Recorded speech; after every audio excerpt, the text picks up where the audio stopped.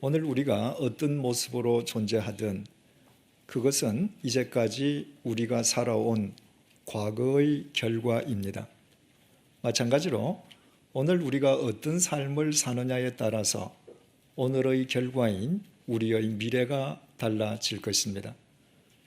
따라서 하나님께서 정녕 우리에게 새로운 미래와 희망을 주기 원하시는 분이심을 믿는다면 우리는 오늘부터 바로 이 시간부터 하나님의 말씀인 진리를 쫓아 행하는 사람이 되어야만 합니다. 그때에만 그 결과로 하나님께서 우리에게 주시려는 새로운 미래와 희망의 실체가 우리의 삶 속에서 구현될 수 있을 것입니다. 오늘의 본문은 새로운 미래와 희망의 실체를 가능케 하는 새로운 삶은 우리의 말과 불가분의 관계에 있음을 일깨워주고 있습니다. 열혈 유태교 신봉자였던 청년 사울이 다메섹 도상에서 예수님을 만나 다메섹에서 세례를 받고 그리스도인이 되었습니다. 그것은 유대교인의 입장에서 보면 사울이 유대교를 배교한 것을 뜻했습니다. 사울이 혼자서 조용히 배교한 것도 아니고 유대교가 공식적으로 부인한 예수님이 성자 하나님이라고 이곳저곳 외치고 다녔습니다. 따라서 다메섹의 유대교인들이 볼 때 그와 같은 사울이야말로 반드시 제거해야 할 더러운 배신자였습니다. 다메섹의 유대교인들은 사울을 죽이기 위해 은밀하게 공모했습니다. 그런데 아무도 모르게 공모한 그 계교가 어찐 영문인지 사울에게 알려지게 되었습니다. 다메섹 유대교인들은 사울을 잡아 죽이기 위해서 군사까지 매수해서 다메섹 성을 밤낮으로 지키고 있었지만 다메섹의 믿음의 형제들이 사울을 광주리에 담아 성 위에서 달아내려 피신시켜 주었습니다. 아무도 모르게 은밀하게 공모한 사울을 죽이려는 계교가 대체 누구에 의해서 어떻게 어떤 경로로 사울에게 알려지게 되었는가? 사울을 광주리에 담아 피신시킨 믿음의 형제들은 구체적으로 누구이며 그들의 수는 또 몇 명이나 되었는가? 우리는 전혀 알지 못합니다. 성경은 그와 관련해서 철저하게 침묵하고 있습니다. 그들이 누구였던 상관없이 그들은 단지 주님의 도구였을 뿐이요 그들의 배후에서 사울을 친히 건져내신 분은 주님이셨기 때문입니다. 그리고 오늘 본문 26절이 이렇게 시작되고 있습니다. 사울이 예루살렘에 가서, 본문만 놓고 본다면 다메섹에서 그리스도인이 된 사울이 다메섹에서 곧장 예루살렘으로 간 것처럼 보입니다. 그러나 실은 그렇지 않았습니다.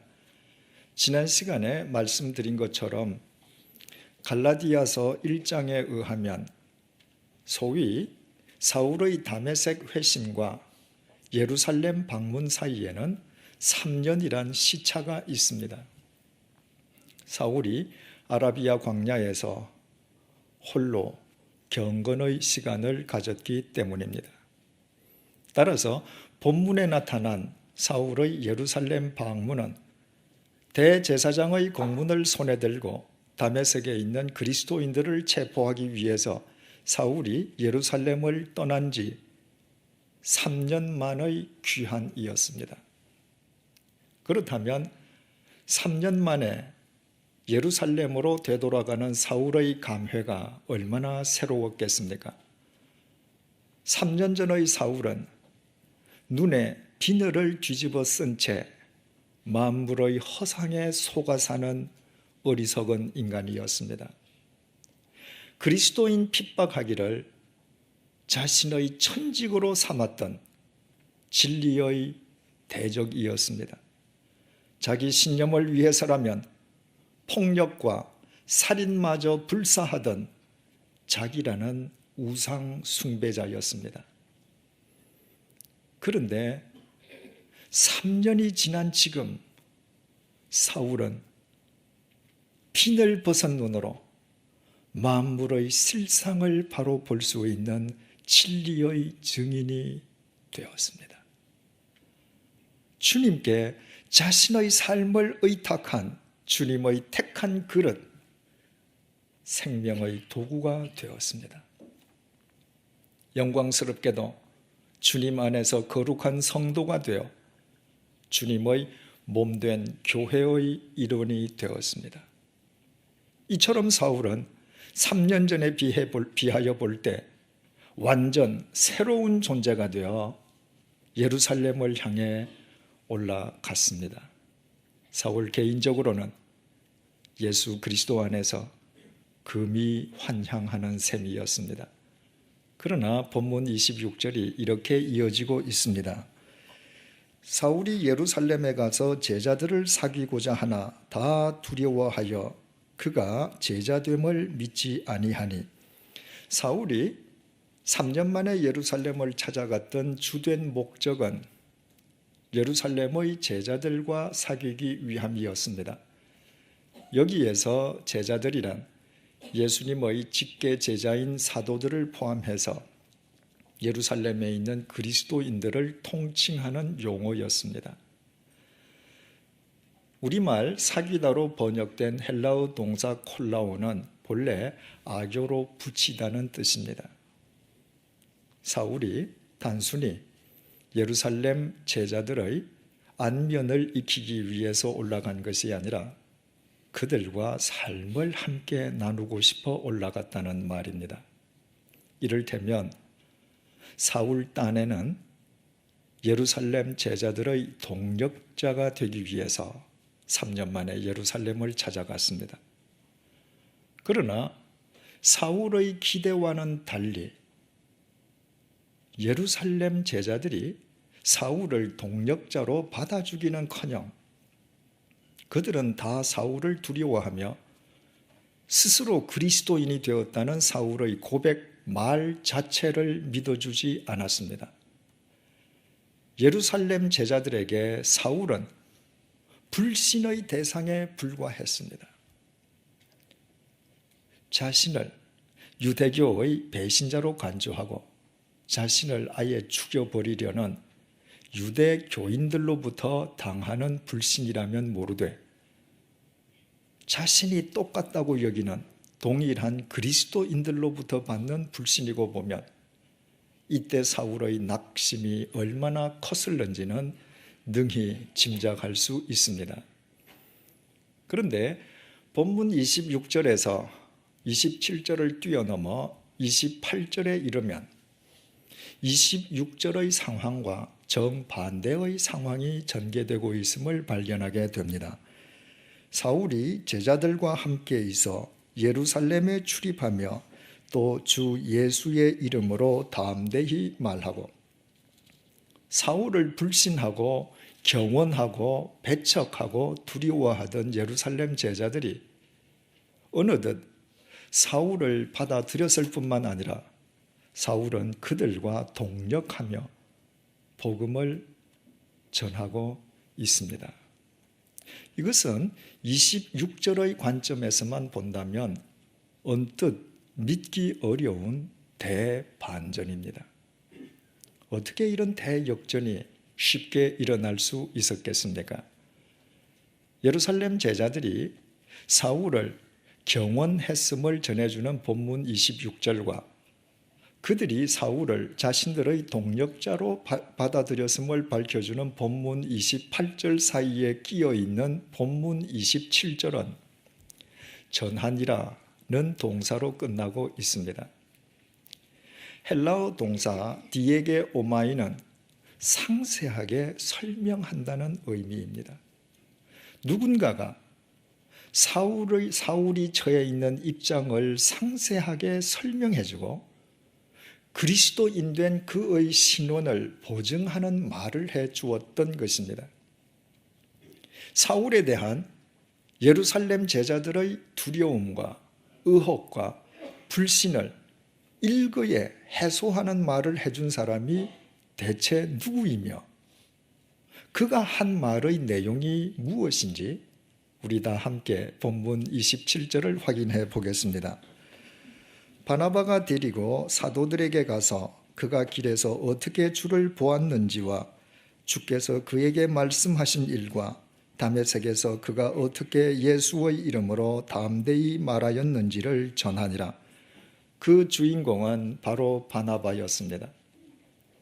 바나바는 사울을 자기 손으로 직접 데리고 사도들을 찾아갔습니다. 그리고 사울에게 그동안 어떤 일이 있었는지 마치 자신이 사울과 함께 그 현장에 있었던 것처럼 소상하게 설명해주고 그리스도인이 되었다는 사울의 고백이 정확한 고백임을 보증해 주었습니다.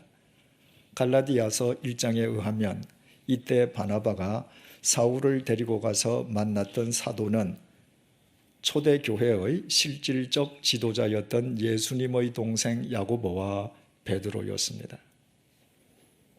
이 이후에 사울에 대한 예루살렘 제자들의 불신과 의혹과 두려움은 종식되었습니다. 그리고 사울은 자신이 원했던 대로 예루살렘의 제자들과 동력하며 복음을 전할 수 있었습니다. 이런 관점에서 사울에게 대한 바나바의 역할의 중요성은 아무리 강조해도 지나침이 없을 것입니다. 우리는 바나바가 어떻게 사울에 대해서 이처럼 소상하고 정확하게 알게 되었는지, 바나바와 사울이 대체 언제부터 이처럼 긴밀한 개인적인 친분 관계를 유지하고 있었는지 전혀 알 수 없습니다. 이와 관련해서도 성경은 그 어떤 정보나 단서를 제공해 주지 않기 때문입니다. 그러나 성경은 그보다 더 중요한 사실을 우리에게 전해주고 있습니다. 69주 전에 사도행전 4장 32절에서 37절 말씀을 살펴볼 때 생각해 본 것처럼 주님께서는 사울이 주님을 알기도 전에, 알기는커녕 주님을 부정하고 그리스도를 박해하는 주님의 대적이었을 때, 그때부터 이미 사울을 위하여 사울의 인생 길목에 바나바를 포진시켜 두시고 예비해 두셨습니다. 우리 주님께서는 이처럼 시간과 공간을 초월해서 당신의 백성들을 지켜주시고 책임져 주시는 분이시기에 우리가 그 주님께 우리의 삶을 의탁하는 한 주님에 의한 새로운 미래와 희망의 실체가 우리 삶 속에 구현되게 되면 재론의 여지도 없습니다. 이제 우리는 본문을 통해서 얻게 되는 한 가지 본질적인 질문을 제기하게 됩니다. 소위 사울의 다메섹 회심과 관련해서 왜 예루살렘 제자들은 당사자인 사울의 말은 불신하면서도 제3자인 바나바의 말은 전적으로 신뢰했는가 하는 질문입니다. 이 질문에 대한 해답은 그동안 두 사람이 추구해왔던 삶의 차이 속에 들어 있습니다. 사도행전 8장 3절은 3년 전 사울의 모습을 이렇게 전해주고 있습니다. 사울이 교회를 잔멸할 새 각 집에 들어가 남녀를 끌어다가 옥에 넘기니라. 바로 이것이 3년 전 사울의 실상이었습니다. 그는 교회를 잔멸하던 인간이었습니다. 헬라어 동사 리마이 노마이는 포도원에 뛰어들어간 멧돼지가 포도원을 마구 짓밟아서 쑥대밭으로 만드는 형국을 묘사하는 단어라고 했습니다. 사울은 그렇게 교회를 잔멸하던 폭도였습니다. 그리스도인이라는 사실이 밝혀지기만 하면 남녀노소를 불문하고 마구 투옥시키던 잔인한 인간이었습니다. 그러므로 예루살렘 제자들은 3년 만에 자신들 앞에 나타난 사울을 3년 전의 사울로 기억하고 있는 것입니다.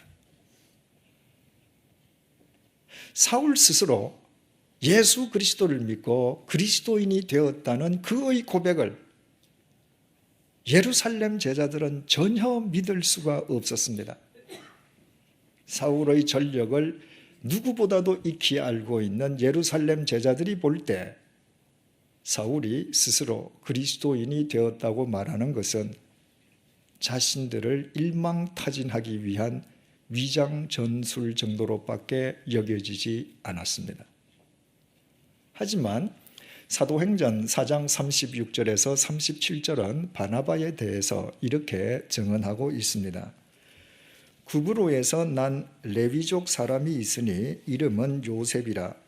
사도들이 일컬어 바나바라, 번역하면 위로의 아들이라 하니 그가 밭이 있음에 팔아 그 값을 가지고 사도들의 발 앞에 두니라. 사울과는 달리 바나바는 일찍부터 교회의 본이 되는 그리스도인이었습니다. 자기 물질에 초연했던 바나바는 본래 요셉이라는 본명을 지니고 있었지만 사도들은 굳이 그를 바나바라고 불렀습니다. 위로의 아들이라는 의미였습니다. 그가 예수 그리스도 안에서 얼마나 많은 사람을 위로하고 격려하는 삶을 지성으로 살았으면 사람들이 그의 본명을 제쳐놓고 위로의 아들 바나바라고 불렀겠습니까? 바나바는 이처럼 예루살렘 모든 그리스도인들로부터 전폭적으로 신뢰를 받는 사람이었습니다. 그렇다면 우리는 사울의 소위 다메섹 회심과 관련해서 왜 예루살렘 제자들이 당사자인 사울의 말은 믿지 않았음에도 사울을 옹호하는 바나바의 말은 100% 받아들였는지 그 까닭을 알게 됩니다. 그것은 바나바가 예루살렘 제자들에게 평소에 보여주었던 신실한 삶으로 인함이었습니다.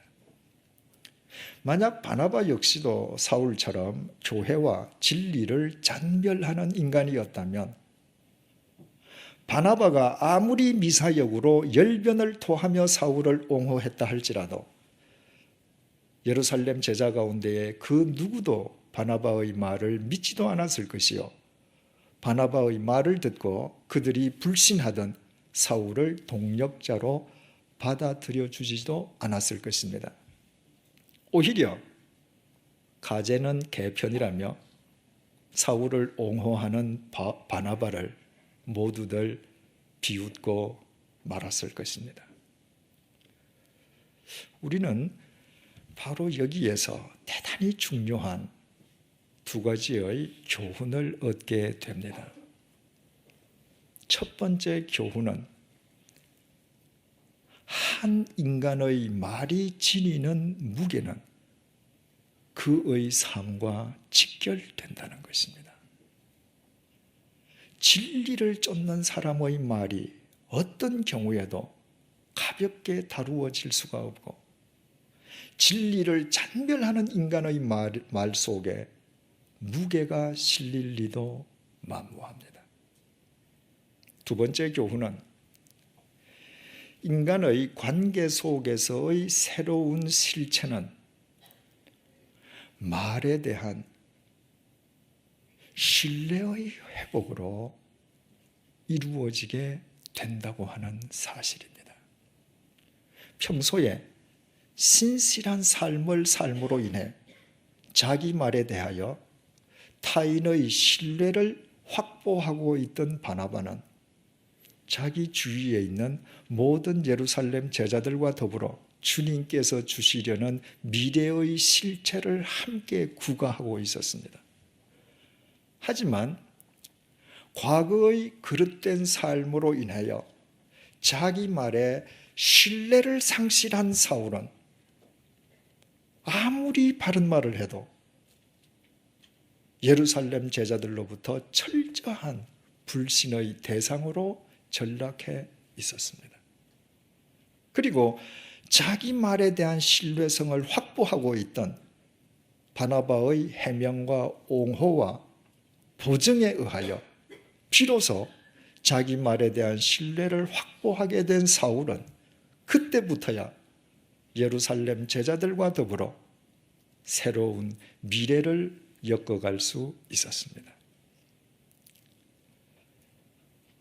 1998년도부터 1998년 가을부터 스위스 제네바 한인교회를 섬기기 시작했던 제가 그 이듬해인 1999년 여름을 맞이했을 때입니다. 여름 방학을 맞아 서울에서 저를 찾아온 가족들과 함께 여행을 하던 중에 스페인의 수도 마드리드 남쪽 72km 지점에 있는 톨레도를 찾아갔습니다. 스페인의 고도 톨레도에는 유명한 알카자르 성이 있습니다. 그 성은 1936년 스페인 내전이 발발되었을 때 좌파 민주주의를 표방하던 공화파와 프랑코를 중심으로 하는 민족파 간의 최대의 격전지였습니다. 그곳에서 벌어진 전투에서 어느 쪽이 승리하느냐에 따라서 대세가 결정될 정도의 중요한 전투였습니다. 물자, 무기, 장비 등 모든 면에서 공화파가 월등하게 우세했습니다. 공화파에 밀린 민족파는 알카자르 성에 갇혀 포위를 당하고 말았습니다. 그것으로 판세는 끝난 것처럼 보였습니다. 하지만 성 안에 갇힌 민족파는 탁월한 지도자인 모스카르도 대령의 일사불란한 지휘하에 무려 70일 동안을 버티면서 일사항전의 각오로 대응했습니다. 성의 함락이 생각보다 쉽지 않음을 확인한 공화파 지휘관은 마침 성 밖에 있던 모스카르도 대령의 아들 루이스를 인질로 잡았습니다. 그리고 그는 성 안에 있는 모스카르도 대령에게 전화를 걸었습니다. 만약 10분 내로 항복하지 않으면 모스카르도의 아들 루이스를 총살시키겠다고 협박하면서 아들 루이스를 아버지 모스카르도에게 바꾸어 주었습니다. 지금도 알카자르 성을 찾아가면 1936년도 모스카르도 대령이 지휘본부로 사용하던 그 사무실 안에는 당시의 모든 집기 비품이 그때 그대로 전시되어 있습니다. 그리고 모스카르도 대령이 바로 그 방에서 성 밖에 있는 공화파 지휘관 그리고 자기 아들과 나누었던 대화의 내용이 스페인어로 전문이 벽에 걸려 있습니다. 그리고 녹음기를 통해서 그 내용이 음성으로도 흘러나옵니다. 그뿐만 아니라 우리 교회 김형수 집사님이 대한무역진흥공사 스페인 지사장을 할 때 한국 대사관의 협조를 얻어 한글로 옮긴 한글 번역문도 벽에 걸려 있습니다. 참으로 신실하게를 통해서 이미 내용을 소개한 바 있습니다만은 그 내용을 이 시간 다시 한번 소개해 드리겠습니다. 공화파 지휘관, 지금 발생하고 있는 학살과 범죄 행위에 대한 책임은 바로 당신들에게 있어 명령하건대 10분 이내에 항복하시오. 만약 거부할 경우 지금 나의 수중에 잡혀 있는 당신의 아들 루이스를 총살하겠소. 모스카르도, 알고 있소. 공화파 지휘관, 나의 말이 거짓이 아님을 입증하기 위해 지금 당신 아들에게 이 전화를 바꿔 주겠소. 아들 루이스, 아버지 모스카르도, 그래 얘야 어떠니? 괜찮아요. 그런데 만약 아버지께서 투항하지 않으면 나를 총살시키겠대요. 그럼 아들아, 너의 영혼을 하나님께 맡기거라. 그리고 스페인 만세를 힘차게 외치고 애국자답게 죽거라. 아버지, 저희 마지막 힘찬 키스를 아버지께 드립니다. 루이스야, 나도 이별의 강한 키스를 너에게 보낸다. 이것이 아버지 모스카르도 대령과 아들 루이스 사이에 주고받은 이 세상 마지막 대화였습니다. 전화를 끊은 루이스는 아버지의 말을 쫓아 하나님께 자신의 영혼을 부탁드리는 기도를 드리고 장렬하게 최후를 맞았습니다. 그리고 청년 루이스의 의연한 죽음으로 인해 전세는 대역전되어 성 안에 갇혀있던 민족파가 대성을 거두게 되었습니다. 그리고 그로 인해 스페인의 역사는 또 다른 전기를 맞게 됩니다. 생각을 해보십시다. 만약 아들 루이스가 보기에 평소 아버지 모스카르도가 형편없는 삶을 사는 인간이었다면 그 경우에도 아들 루이스가 이렇게 행동했겠습니까? 만약 그런 경우였다면 아들 루이스는 자기들로 죽으라고 말하는 형편없는 아버지의 말과는 달리 자기 목숨을 구하기 위해 적군의 협조자가 되었든지 아니면 살기 위해 목숨을 구걸하다가 비굴하게 죽었을 것입니다. 청년 루이스가 아버지의 말을 쫓아 조국을 위해 장렬하게 죽을 수 있었던 것은 아버지의 말을 전적으로 신뢰하기 때문이었고 그 신뢰의 밑바탕은 신뢰할 수밖에 없는 아버지의 평소의 삶이었을 것임은 의문의 여지도 없습니다. 바꾸어 말씀드리면 죽음 앞에서도 아들이 흔들리지 않도록 아들을 지탱시켜 주었던 아버지의 말의 무게는 그 아버지의 평소 삶으로부터 기인한 것이었습니다. 모스카르도 대령의 지휘본부를 다 둘러본 뒤에 그 방을 나서면서 그때까지 아직 어리던 4명의 제 아들들에게 물었습니다.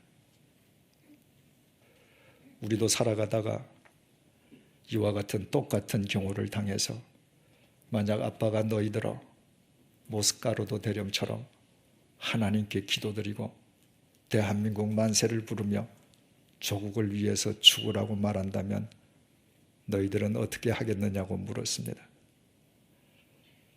아이들 중에 대답을 한 아이는 아무도 없었습니다. 아이들은 모두 침묵으로 일관했습니다. 그러나 저는 대답을 재촉하지 않았습니다. 그 질문에 대한 해답은 아이들에게 있는 것이 아니라 그 아이들 앞에서 그 아이들의 아버지로 살아갈 제 삶 속에 있음을 알기 때문이었습니다. 저는 알고 있습니다. 만약 제가 제 아이들 보기에 일평생 진리를 쫓으며 존경할 수밖에 없는 삶을 산다면 그와 같은 똑같은 상황을 맞이한다 할지라도 제 말을 쫓아 제 자식들 역시 하나님께 기도드리고 대한민국 만세를 부르며 조국을 위해 장렬한 최후를 맞을 것입니다. 그러나 아이들 보기에 아버지인 제가 형편없는 삶을 살고 조국에 대하여 백해무익한 인간으로 살아간다면 제가 아무리 조국을 위해서 죽으라 한들 그 아이들은 저의 말과는 전혀 다른 방향으로 갈 것입니다. 그것은 아이들의 문제가 아니라 전적으로 저의 문제입니다. 소위 사울의 다메섹 회심과 관련해서 예루살렘 제자들은 당사자인 사울의 말은 믿지 않았지만 제3자인 바나바의 말만은 전폭적으로 신뢰했습니다. 그것은 그동안 두 사람이 영위해왔던 삶의 결과였습니다. 한 인간 자체의 무게는 실은 말의 무게로 가름됩니다. 그리고 말의 무게의 경중은 당사자의 삶과 결코 분리되지 않습니다. 그러므로 나의 배우자가, 나의 자식이, 나의 동료가 내 말을 들어야 할 내 주위 사람들이 내 말을 듣기는커녕 도리어 내 말을 가볍게 여긴다면 그것은 결코 그 사람들을 탓할 일이 아닙니다. 그 사람들이 내 말을 가볍게 여길 수밖에 없도록 진리의 무게가 전혀 실리지 아니한 채 먼지보다도 더 가볍게 살아왔던 그릇된 나의 삶을 회개해야 합니다. 본문 이후 사울의 말은 점점 더 무게를 갖기 시작했습니다. 예수 그리스도를 부정하는 유대 교인들을 제외하고 주님을 믿는 그리스도인들은 점점 더 사울의 말을 더 신뢰했습니다. 그 신뢰의 깊이는 세월이 경과할수록 더욱 깊어져 갔습니다. 어느 정도로 깊었냐 하면 주님께서도 사울을 전폭적으로 신뢰하시어 그의 말과 글이 성경이 되게 하셨을 정도입니다. 그것은 그가 주님을 만난 뒤에 초지일관 주님의 말씀만을 쫓아 살았던 그의 삶의 결과였습니다. 그는 그의 그릇된 과거의 삶으로 인해 같은 그리스도인들로부터 불신당하는 수모를 겪기도 했지만 새로워진 그의 삶으로 인해 그는 주님과 사람의 신뢰를 한 몸에 받는 그리스도인이 되었습니다. 그리고 신뢰를 회복한 그의 말로 인해 그의 인간관계는 말할 것도 없고 인류의 역사까지도 주님에 의한 새로운 미래의 실체를 구가하게 되었습니다. 사랑하는 교우 여러분, 무게가 실린 말만 사람을 살릴 수 있습니다. 신뢰를 지닌 말만 이 세상과 역사의 미래를 새롭게 할 수 있습니다. 신뢰와 무게를 상실한 말로는 내 몸에서 태어난 내 자식마저도 바로 세울 수 없습니다. 신뢰와 무게를 상실한 말로서는 말을 하면 할수록 자식을 더욱 삐뚤어지게 만들 뿐입니다.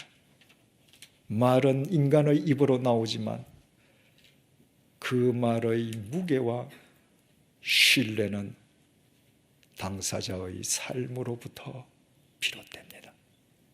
이것이 우리가 어떤 경우에도 예수 그리스도의 말씀 속에 우리 삶의 뿌리를 깊이 내려야 하는 이유입니다. 예수님께서 마태복음 12장 35절에서 37절을 통해 이렇게 말씀하셨습니다. 선한 사람은 그 쌓은 선에서 선한 것을 내고 악한 사람은 그 쌓은 것에서 악한 것을 내느니라. 내가 너희에게 이르노니 사람이 무슨 무익한 말을 하든지 심판날에 이에 대하여 신문을 받으리라. 내 말로 의롭다 함을 받고 내 말로 정죄함을 받으리라. 주님께서 이렇게 말씀하신 까닭은 너무나도 간단합니다. 인간의 말과 삶은 결코 분리되지 않고 그 결과에 따라 우리의 미래가 달라지기 때문입니다. 기도하시겠습니다. 왜 나의 말이 사람들에게 통하지 않는지, 왜 사람들이 나의 말을 신뢰하지 않는지, 왜 나의 말이 공허한 공기의 진동으로 끝나버리는지, 왜 나의 삶이 사람들과의 관계 속에서 새로운 미래를 초래하지 못하는지, 그 이유를 이 시간 본문 말씀을 통해 깨닫게 해주셔서 진심으로 감사합니다. 그 모든 것은 이제껏 내가 그릇 살아온 삶의 결과임을 이제야 주님 앞에 고백합니다. 이 이후로 오직 진리 위에 나의 삶을 고추 세울 수 있도록 도와주옵소서. 진리 안에서 나의 삶이 먼저 신뢰를 회복하게 도와주옵소서. 사람을 위로하고 격려하는 나의 삶으로 바나바가 되게 하시고 주님의 말씀을 쫓는 나의 행함으로 거듭난 사울이 되게 하여 주옵소서. 그 결과로 나의 말 역시 상실한 신뢰를 회복하게 도와주옵소서. 나의 말에 뭇 사람을 살리는 생명의 무게가 실리게 하여 주옵소서. 나의 말 한마디 한마디가 이 세상의 어둠을 밝히는 빛으로 승화되게 하여 주옵소서. 나의 말이 인간 관계 속에서 이 시대의 역사 속에서 주님께서 주시려는 새로운 미래와 희망의 실체를 구가하는 삶의 토대가 되게 하여 주옵소서. 그리하여 말씀이신 주님께서 우리로 하여금 말할 수 있게 해주신 것이 얼마나 큰 은총인지를 날마다 우리의 삶으로 확인하며 우리 모두 주님을 찬양하게 하여 주옵소서. 예수님의 이름으로 기도드립니다. 아멘.